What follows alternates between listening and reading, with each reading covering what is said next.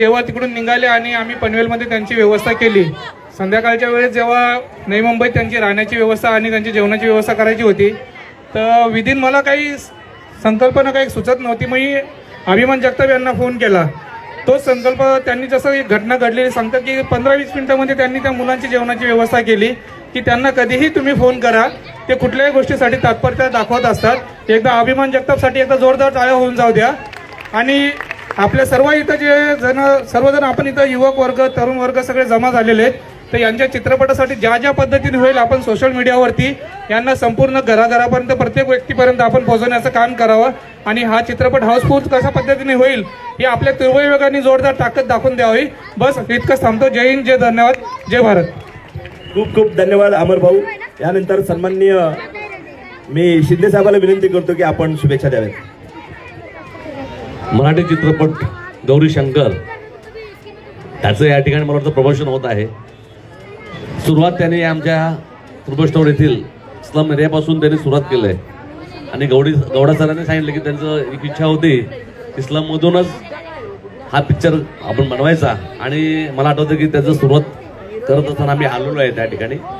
आणि तुम्हाला त्यावेळेसच आम्ही शुभेच्छा दिलेल्या आहेत की हा पिक्चर, त्याची स्टोरी आणि त्याचं मला वाटतं आम्ही शूटिंग मारताना गाणं होतं, तो मला जरा साऊथचा तो जरा डान्स आणि ते सगळं ते साऊथचं लुक वाटलं. म्हणजे ह्याच्यामध्ये काहीतरी तुम्ही एक वेगळेपण करणार आहात असं मला त्या ठिकाणी विश्वास होता.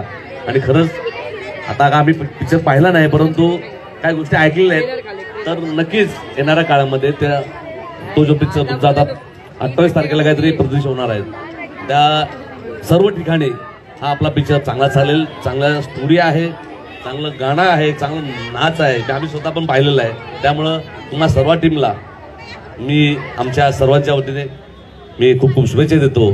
आणि या ठिकाणी आजचं हे जे तुमचं प्रमोशनचं तुम्ही इच्छा आमच्या एरियामध्ये तुम्ही करताय, खूप मोठी गोष्ट आहे. तो आमचा सन्मान आहे. त्यामुळे तुमच्या सर्वांचं मी पुन्हा एकदा आभार मानतो. व पुढील सर्व तुमच्या आज गौरी शंकर आहे, तर आणखी शंकरचे भरपूर रूप आहेत. तर सर्व असे अनेक चित्रपट तुम्ही आम्हाला द्याल. सामाजिक असतील, विषय असतील, बाकी ज्वलन प्रश्न असतील, त्या सर्व विषय घेऊन तुम्ही दरवर्षी एक विचार काढा.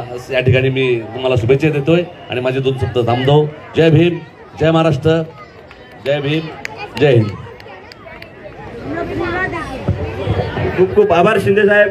या ठिकाणी आपण सर्व कलाकारांना व नागरिकांना या ठिकाणी उद्बोधित केलं. त्यानंतर सन्माननीय यशपालजी ओळ साहेबांना मी विनंती करतो की आपण या ठिकाणी शुभेच्छा द्याव्यात. गौरी शंकर या चित्रपटाच्या प्रमोशनसाठी उपस्थित असलेले